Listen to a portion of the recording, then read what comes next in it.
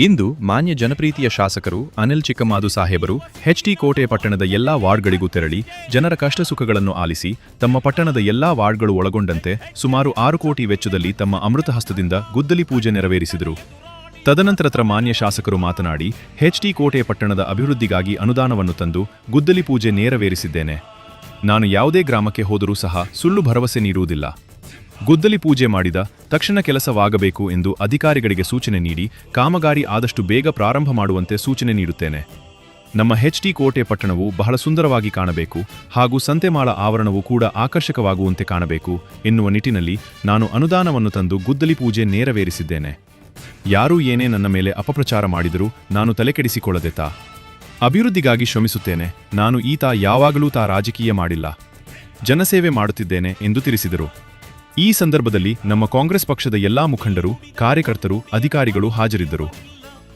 ಈ ಭಾಗದ ಹಿರಿಯರು, ನಮ್ಮ ಪಕ್ಷದ ಅಧ್ಯಕ್ಷರು, ಹಿರಿಯರಾಗಿರ್ತಕ್ಕಂಥ ಯಜಸ್ ಪಾಷಾಣ್ ಅವರೇ, ಮತ್ತೊಬ್ರು ಹಿರಿಯರಾಗಿರ್ತಕ್ಕಂಥ ಶಫೀನ್ ಅವರೇ, ಮತ್ತೊಬ್ರು ನಮ್ಮ ಪುರಸಭೆ ಗೌರವಾನ್ವಿತ ಸದಸ್ಯರಾಗಿರ್ತಕ್ಕಂಥ ನರಸಿಂಹನ್ ಅವರೇ, ನಮ್ಮ ಹಿರಿಯರಾಗಿರ್ತಕ್ಕಂಥ ಬಸವರಾಜನ್ ಅವರೇ, ನಮ್ಮ ಸೌಮ್ಯ ಮಂಜುನಾಥ್ ಅವರೇ, ಭಾಗ್ಯಲಕ್ಷ್ಮೀ ಮೇಡಮ್ ಅವರೇ, ನಮ್ಮ ಮಧು ಅವರೇ, ನಮ್ಮ ನಯಾಜ್ ಅವರೇ, ಮತ್ತೆ ನಮ್ಮ ಹಿರಿಯ ಮುಖಂಡರೇ ಹಾಗೂ ನಮ್ಮ ನಜೀರನ್ ಅವರೇ, ನಮ್ಮ ರಾಮಾಚರಣ ಅವರೇ, ನಮ್ಮ ಅಭಿ ಅವರೇ, ಅಶೋಕ್ ಅವರೇ, ಶಿವರಾಜಣ್ಣ ಅವರೇ, ನಮ್ಮ ಯೂತ್ ಕಾಂಗ್ರೆಸ್ ಶಿವರಾಜ್ ಅವರೇ, ನಮ್ಮ ಪ್ರಕಾಶನ್ ಅವರೇ, ನಮ್ಮ ಅನ್ಸರಣ್ಣ ಅವರೇ, ನಮ್ಮ ಆಸಿಫ್ ಅವರೇ,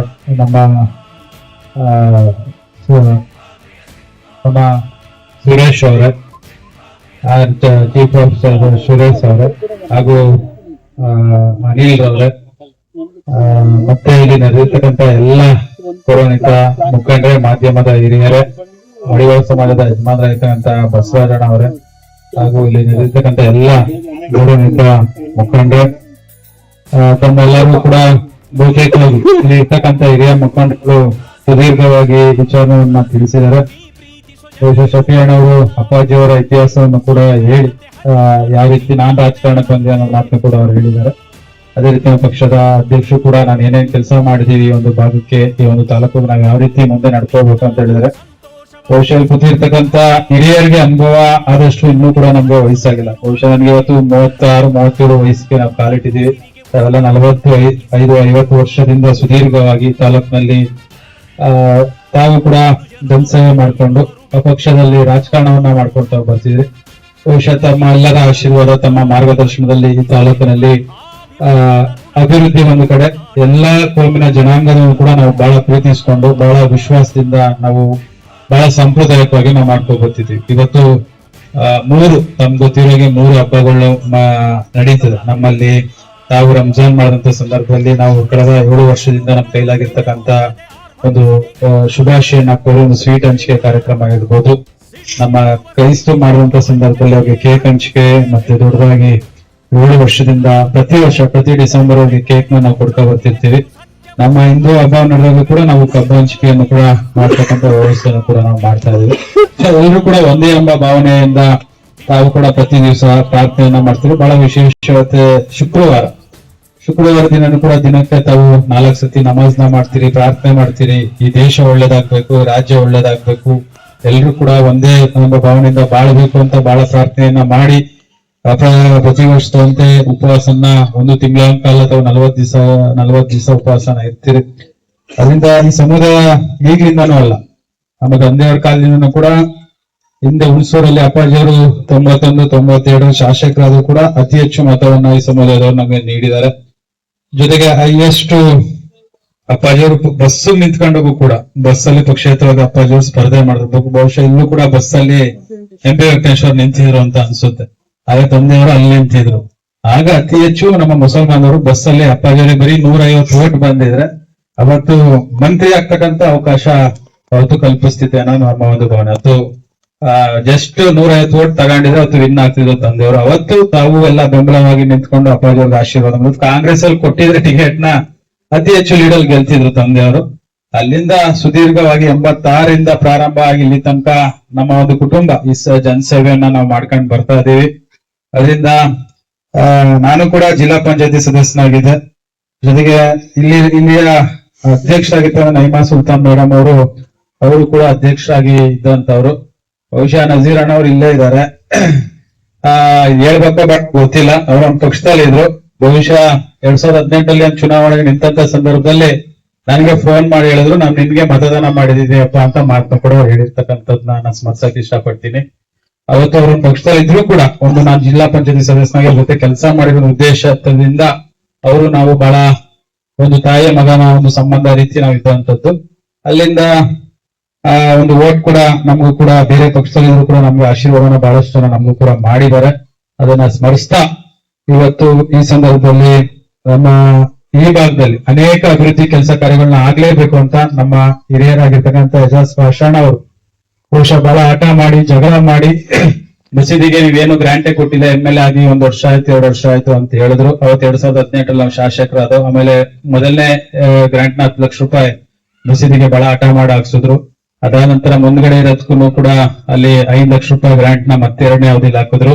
ಇಲ್ಲಿ ರಸ್ತೆ ನಮ್ಗೆ ಓಡಾಡಕ್ಕೆ ಆಗಲ್ಲ ಅನ್ನೋದು ಕೂಡ ಅವರೇ ನಿಂತು ಅಲ್ಲಿ 50 ಲಕ್ಷ ವೆಚ್ಚದಲ್ಲಿ ಇವತ್ತು ಗುದ್ಲಿ ಪೂಜೆಯನ್ನ ಮಸೀದಿ ಮುಂದ್ಗಡೆ ಒಂದು ಡಾಂಬರೀಕರಣ ವ್ಯವಸ್ಥೆಯನ್ನ ನಾವು ಮಾಡಿದ್ವು.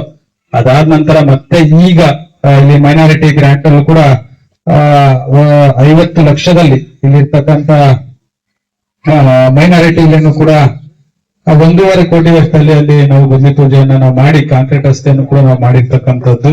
ಜೊತೆಗೆ ಇವತ್ತು ಕೂಡ 25 ಲಕ್ಷ ವೆಚ್ಚದಲ್ಲಿ ನಾವು ಗುದ್ಲಿ ಪೂಜೆಯನ್ನ ಮಾಡಿದೀವಿ. ಫ್ಲಡ್ ಮೈನಾರಿಟಿ ಫಂಡ್ ಅಲ್ಲಿ ಇಲ್ಲಿ ಡ್ರೈನ್ ಟೋಟಲ್ 80 ಲಕ್ಷ ಬಂದಿತ್ತು, ಅದರಲ್ಲಿ ಇಲ್ಲಿಗೆ 25 ಲಕ್ಷ. ಉಳಿದಂತೆ ಡ್ರೈನೇಜ್ ನ ಪೂರ್ತಿ ಕಂಪ್ಲೀಟ್ ಆಗಿ ಔಟ್ ಸೈಡ್ ಆಗಕ್ಕೆ 80 ಲಕ್ಷದ ವೆಚ್ಚದಲ್ಲಿ ಪೂಜೆಯನ್ನ ನಾವು ಮಾಡಿದೀವಿ. ಬಹುಶಃ ನಮ್ಮ ಅಧ್ಯಕ್ಷ ಹೇಳ್ದಂಗೆ ತಾವು 5 ಕೋಟಿ ಫಂಡ್ ಕೊಡ್ಬೇಕು ಅಂತ ತಾವು ಕೇಳ್ಕೊಂಡಿದ್ದೀವಿ. ಖಂಡಿತವಾಗ್ಲೂ ತಾವು ಹೇಳೋದ್ಕಿಂತ ಮುಂಚೆನೆ ಎಸ್ಟಿಮೇಟ್ ನ ಮಾಡಿ ನಮ್ಮ ಜಮೀರ್ ಅಣ್ಣವ್ರ ಹತ್ರ ನಾನು 10 ಕೋಟಿ ರೂಪಾಯಿ ಅನುದಾನವನ್ನು ನಮ್ಮ ತಾಲೂಕಿಗೆ ತಾವು ವಿಶೇಷವಾಗಿ ಕೊಡ್ಬೇಕು ಅಂತ ನಾವು ಮನವಿಯನ್ನ ಮಾಡಿದ್ವಿ. ಅದು ವಿಶೇಷವಾಗಿ ಕೋಟೆ ಟೌನ್ಗೆನೆ 5 ಕೋಟಿ ರೂಪಾಯಿನ ನಾವು ರಿಸರ್ವೇಶನ್ ಇಡ್ತಕ್ಕಂಥ ಕೆಲಸವನ್ನ ನಾವು ಪ್ರಾಮಾಣಿಕವಾಗಿ ಮಾಡಿದೀವಿ. ಯಾಕಂದ್ರೆ ಇನ್ ಕಂಪ್ಲೀಟ್ ಆಗ್ತದೆ, ಯಾವುದೇ ರೀತಿ ರಸ್ತೆ ಸಮಸ್ಯೆ ಇರಲ್ಲ ಅನ್ನೋದು ಭಾವನೆ. ಅದು ಮೋಸ್ಟ್ಲಿ ಆಗಸ್ಟ್ ಇಲ್ಲಾಂದ್ರೆ ಸೆಪ್ಟೆಂಬರ್ ತಿಂಗಳಲ್ಲಿ ಬಹುಶಃ ಬಿಡುಗಡೆ ಆಗ್ಬೋದು ಅನ್ನೋದು ಕೂಡ ನನ್ನ ಒಂದು ಆಸೆ ಇದೆ. ಅದಾದ್ರೆ ಕಂಪ್ಲೀಟ್ ಆಗಿ ಟೌನ್ ನ ವ್ಯವಸ್ಥೆ ಒಂದು ಸುಂದರವಾಗಿ ಕಾಣ್ತದೆ. ಒಂದು 70% ಅಷ್ಟು ಕಳೆದ ಬಾರಿ, ಯಾಕಂದ್ರೆ ಹಿಂದಿನ ಸರ್ಕಾರದಲ್ಲೂ ಕೂಡ 8 ಕೋಟಿ ರೂಪಾಯಿ ಟೌನ್ ವ್ಯಾಪ್ತಿಗೆ ಅನುದಾನವನ್ನ ನಾನು ತಂದಿದೆ. ಅದನ್ನು ಕೂಡ ಎಲ್ಲಾ ಕಡೆನೂ ಕೂಡ ನಾವು ಗುದ್ಲಿ ಪೂಜೆನ ಪ್ರತಿ ವಾರ್ಡಲ್ಲೂ ಕೂಡ ಅವತ್ತು ಬಿಜೆಪಿ ಅವರು ಗೆದ್ದಿದ್ರು, JDS ಅವರು ಗೆದ್ದಿದ್ರು. 23 ವಾರ್ಡ್ಗೂ ಕೂಡ ಅತಿ ಹೆಚ್ಚು ನಾವು ಗ್ರಾಂಟ್ ನು ಕೂಡ ಎಲ್ಲಿ ಸಮಸ್ಯೆ ಇದೆ ಅಲ್ಲಿಗೆ 40 ಲಕ್ಷ 50 ಲಕ್ಷ 35 ಲಕ್ಷ ಈ ರೀತಿ ಗ್ರಾಂಟ್ ಗಳನ್ನ ಹಾಕೊಂಡು 23 ವಾರ್ಡ್ಗೂ ಕೂಡ ಅಭಿವೃದ್ಧಿ ಮಾಡಿದ್ವಿ. ಬಹುಶಃ ಕೃಷ್ಣಾಪುರ ಗ್ರಾಮ ನೀವು ನೆನ್ಸ್ಕೋಬಹುದು, ಯಾಕಂದ್ರೆ ಇವತ್ತು 5-6 ಕೋಟಿ 7 ಕೋಟಿ ಅಷ್ಟು ನಾನು ಕೃಷ್ಣಾಪುರ ಗ್ರಾಮಕ್ಕೆ ಮಾಡಿದ್ವಿ. ಒಡ್ರು ಗುಣಿಗೆ ಎಲ್ಲಿ ಕೆಲಸ ಮಾಡಕ್ಕೆ ಜಾಗನೇ ಇಲ್ಲ. ಪೂರ್ತಿ ಸಿಮೆಂಟ್ ಕಾಂಕ್ರೀಟ್ ರಸ್ತೆ, ವಾಲ್ಮೀಕಿ ಭವನ, ಮಹದೇಶ್ವರ ದೇವಸ್ಥಾನಕ್ಕೆ ರೋಡು, ಅಲ್ಲಿ ಕೂಡ ಕಂಪ್ಲೀಟ್. ಅಲ್ಲಿ ಏನು 100% ಅಷ್ಟು ಅಲ್ಲಿ ಯಾವುದೇ ಕೆಲಸ ಕಾರ್ಯ ಬಾಕಿ ಇಲ್ಲ. ವಡ್ರಗುಡಿನೂ ಅಷ್ಟೇ, ವಡ್ರಗುಡಿ ರಸ್ತೆ ಅಂತ ಹೇಳ್ತಿದ್ರು ಎಲ್ಲರೂ ಕೂಡ. ಅಪ್ ಟು ವಡ್ರಗುಡಿಯಿಂದ ಚಿಕ್ಕೇರೂರು ಗೇಟ್ ತನಕನೂ ಕೂಡ ಕಂಪ್ಲೀಟ್ ಆಗಿ ವ್ಯವಸ್ಥೆಯಲ್ಲಿ ರಸ್ತೆಯನ್ನು ಕೂಡ ಇವಾಗ ಕೈಗೆತ್ಕೊಂಡು ನಾವು ರಸ್ತೆ ಮಾಡ್ತೀವಿ. ಮಿನಿ ಸೇತುವೆ ಆಗ್ಬೇಕಾಯ್ತು, ಆ ಸೇತುವೆನೂ ಕೂಡ ಕೆಲಸ ನಡೀತಿರ್ತಕ್ಕಂಥ ವಡ್ರಗುಡಿ ಕೂಡ ಕಂಪ್ಲೀಟ್ ಆಗಿ, ಅಂದ್ರೆ ಈ 3 ವಾರ್ಡ್ ಕೂಡ 100% ಅಷ್ಟು ಕೆಲಸ ಕಾಮಗಾರಿಕೆಗಳು ನಡೆಯುತ್ತೆ. ಉಳಿದಂತೆ 22 ವಾರ್ಡ್ ಅಲ್ಲಿ ಇದರಲ್ಲಿ ನನ್ಗೆ ಗೊತ್ತಿರ್ತಕ್ಕಂಥದ್ದು ಸಿದ್ದಪ್ಪಾಜಿ ರಸ್ತೆ ಇರ್ಬೋದು, ನಾಯಕರು ಬೀದಿ, ಮುನ್ಸಿಪಾಲಿಟಿ ಮತ್ತೆ ಹೌಸಿಂಗ್ ಬೋರ್ಡ್, ಒಂದು 7-8 ವಾರ್ಡ್ಗಳು ಮೇಜರ್ ಕೆಲಸಗಳು ಇರ್ತಕ್ಕಂಥದ್ದು. ಬಹುಶಃ ನಮ್ಗೆ ಗೊತ್ತಿರೋ ಪ್ರಕಾರ ಎಸ್ಟಿಮೇಟ್ ಮಾಡಿದ್ರೆ 40 ಕೋಟಿ 50 ಕೋಟಿ ಮೇಲೆ ತಾಲೂಕಿನ ಒಂದು ಅಭಿವೃದ್ಧಿ ಮಾಡಬೇಕಾಗ್ತದೆ. ಇಲ್ಲಿ ಸ್ಟೇಡಿಯಂ ಬಡಾವಣೆ ಇವತ್ತು 1.5 ಕೋಟಿ ಗುದ್ಲಿ ಪೂಜೆ ಮಾಡಿದ್ದೀವಿ. ಅದರಲ್ಲಿ 1.5 ಕೋಟಿ ವೆಚ್ಚದಲ್ಲಿ ಫುಲ್ ಡ್ರೈನು ಮತ್ತೆ 2 ಕೋಟಿ ವೆಚ್ಚದಲ್ಲಿ ಮತ್ತೆ ಸಿಮೆಂಟ್ ಕಾಂಕ್ರೀಟ್ ರಸ್ತೆ ಹಾಕಿದೀನಿ. ಅದರಿಂದ ವ್ಯವಸ್ಥಿತವಾಗಿ ತಾಲೂಕು ಸುಂದರವಾಗಿ ಕಾಣಬೇಕನ್ನೋದು ನಮ್ಮೆಲ್ಲರ ಆಸೆ ಇರ್ತಕ್ಕಂಥದ್ದು. ಸಂತೆಮಳ ಅಭಿವೃದ್ಧಿಗೆ 1 ಕೋಟಿ ವೆಚ್ಚದಲ್ಲಿ ಪಾರ್ಕ್ ನಿರ್ಮಾಣ ಮಾಡ್ತಕ್ಕಂಥ ಕೆಲಸವನ್ನ ನಾವು ಮಾಡ್ತಿದೀವಿ. ಆಂಡ್ಪೋರ್ಟ್ ಸರ್ಕಲ್ ನಿನ್ನೆ ನಾವು ಬಹಳ ಸುಂದರವಾಗಿ 3.5 ಕೋಟಿ ವೆಚ್ಚದಲ್ಲಿ ಮತ್ತೆ 3 ಕೋಟಿ ರೋಡ್ ಮತ್ತೆ 6 ಕೋಟಿ ಮತ್ತೆ ಹಾಕಿದೀವಿ ಕೃಷ್ಣಾಪುರ ಸರ್ಕಲ್ ದಿಂದ. ಟೋಟಲಿ 9 ಕೋಟಿ ಡಬಲ್ ರೋಡ್ ನ ಕೋಟೆ ಹ್ಯಾಂಡ್ ಪೋಸ್ಟ್ ಇಂದ ಕೋಟೆ ಟೌನ್ಗೆ ಡಬಲ್ ರಸ್ತೆ ಬರ್ತಕ್ಕಂಥ ವ್ಯವಸ್ಥೆಯನ್ನ ಮಾಡಿದೀವಿ. ಅದರಿಂದ ಇಷ್ಟು ಕಾಮಗಾರಿಕೆಗಳನ್ನ ಈ ತಾಲೂಕಿನ ಒಂದು ಅಭಿವೃದ್ಧಿ ಮಾಡಬೇಕು ಅನ್ನೋದು ಉದ್ದೇಶದಿಂದ ಟೌನ್ ಅಲ್ಲಿ ನಾವು ಯಾವುದೇ ಅನುದಾನಗಳನ್ನ ಹಾಕಕ್ಕಾಗಲ್ಲ. PWD ಇಂದ ಕೊಡಕ್ಕಾಗಲ್ಲ, ಜಿಲ್ಲಾ ಪಂಚಾಯತ್ ಇಂದ ಕೊಡಕ್ಕಾಗಲ್ಲ, ಇರಿಗೇಷನ್ ಇಂದ ಕೊಡಕ್ಕಾಗಲ್ಲ. ನಮ್ಗೆ CM ಏನ್ ಸ್ಪೆಷಲ್ ಗ್ರಾಂಟ್ ಕೊಡ್ತಾರೆ ಗ್ರಾಂಟ್ಗಳನ್ನ ತಂದು ಇಲ್ಲಿ ಮಾತ್ರ ಕೊಡಕ್ಕಾಗೋದು. ಇಲ್ಲ ಅಂತಿದ್ರೆ PWD ಅಲ್ಲಿ ಹಾಕೋದಾಗಿದ್ರೆ ಹಲವಾರು ಕೆಲಸಗಳು ಕಾರ್ಯಗಳು ಮುಗಿತಿತ್ತು. ಅದರಿಂದ ಹಂತವಾಗಿ ಟ್ಯಾಕ್ಸ್ಗಳು ಮೇಜರ್ ಇಂಪಾರ್ಟೆಂಟ್ ಆಗಿ ನಾನ್ ಮತ್ತೆ ಚೀಫ್ ಆಫೀಸರ್ ಅವ್ರಿಗೆ ಸೂಚನೆ ಕೊಡ್ತೀವಿ. ಎಲ್ಲೆಲ್ಲಿ ಟ್ಯಾಕ್ಸ್ ಕಲೆಕ್ಷನ್ಸ್ ಬಾಕಿ ಇವೆ, ದೊಡ್ಡ ದೊಡ್ಡ ಸ್ಕೂಲ್ಗಳು ಇರ್ಬೋದು, ಚೌಟ್ರಿಗಳಿರ್ಬೋದು, ಬಿಲ್ಡಿಂಗ್ಗಳಿರ್ಬೋದು, ಕಾಂಪ್ಲೆಕ್ಸ್ಗಳಿರ್ಬೋದು, ಏನ್ ನಿಮ್ ಕಾನೂನು ಚೌಕಟ್ಟಿನಲ್ಲಿ ಬರ್ತದೆ. ಯಾಕಂದ್ರೆ ಕೆಲವೊಂದ್ಸತಿ ನೀವು ಡಿಸ್ಕಷನ್ ಮಾಡಬೇಕು, ಸಂಬಳ ಕೊಡಕ್ಕೆ ದುಡ್ಡಿಲ್ಲ ಸರ್, ಎಲ್ಲಿಂದ ಬೋರ್ ತಗ್ಸ್ಬೇಕು ಅನ್ನೋ ಮಾತನ್ನ ಹೇಳ್ತೀರಿ. ಆ ರೀತಿ ಇಲ್ಲ, ಈ ರೀತಿ ಟ್ಯಾಕ್ಸ್ ಗಳನ್ನ ನೀವು ಕಲೆಕ್ಟ್ ಮಾಡಿ ಬಹಳಷ್ಟು ಸ್ಕೂಲ್ಗಳು ಇರ್ಬೋದು, ಗುಡ್ ಶಾಫರ್ದು ತಾವ್ ಹೇಳಿದ್ರಿ 1.5 ಕೋಟಿನ ಎಷ್ಟೋ ಬ್ಯಾಲೆನ್ಸ್ ಐತೆ ಅಂತ ಹೇಳಿದ್ವಿ. ಕಾನೂನು ಚೌಕಟ್ಟಿನಲ್ಲಿ ಏನು ಕ್ರಮ ತೆಗೆದುಕೋಬೇಕು ತೆಗೆದುಕೊಳ್ಳಿ. ಯಾಕಂದ್ರೆ ಶಿಕ್ಷಣ ಎಲ್ರಿಗೂ ನಾವು ಕೊಡ್ತೀವಿ, ಅವರು ಕೂಡ ಫೀಸ್ ನ ಕಲೆಕ್ಟ್ ಮಾಡ್ತಾರೆ. 25,000, 50,000, 40,000 ಮಕ್ಕಳದ ಫೀಸ್ ಕಲೆಕ್ಟ್ ಮಾಡ್ತಾರೆ. ಟ್ಯಾಕ್ಸ್ ಕಟ್ಟಕ್ ತೊಂದ್ರೆ ಏನು?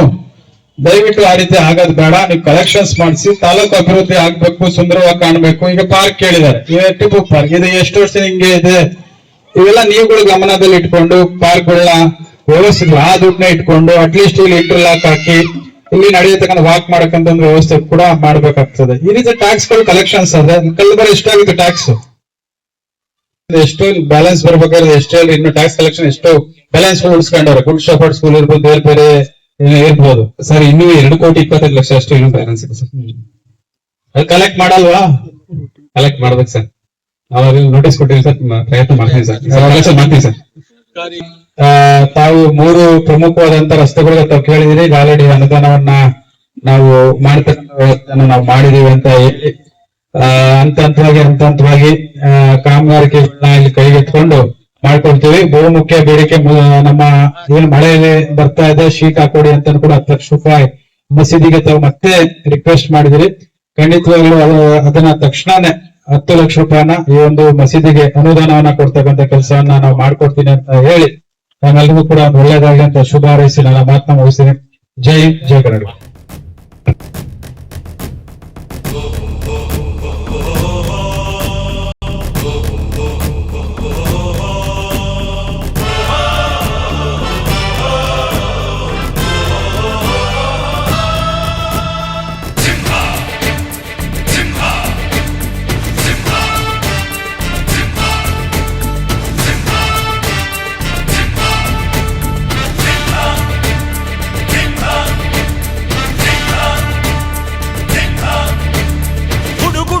ಗುಡುಗಿನಲು ಎದೆಗುಂದದೆ ಆರ್ಭಟಿಸಿದೆ,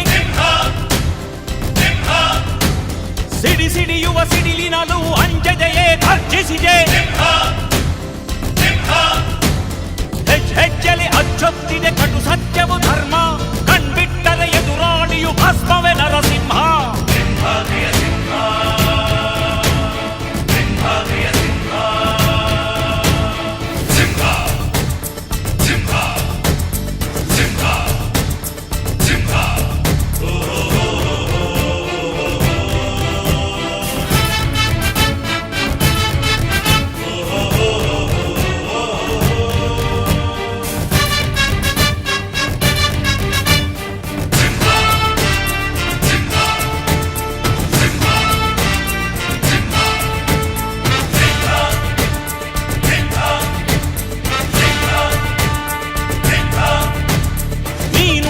ಹೊನ್ನುಡಿಯದು ಮರು ನುಡಿಯುವರಿಲ್ಲ, ನ್ಯಾಯಾಂಗದ ಕನ್ನಡಿಯದು ಕಡೆಗಣಿಸುವರಿಲ್ಲ.